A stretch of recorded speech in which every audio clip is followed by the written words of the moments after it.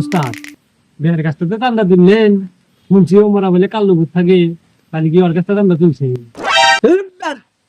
কাল্লু ভূত আমাকে চান্দা দিব না, এখনই ন যাই দেখতেইস কোন বাগানে থাকে ও, ন যায় আয় দেখতেইস।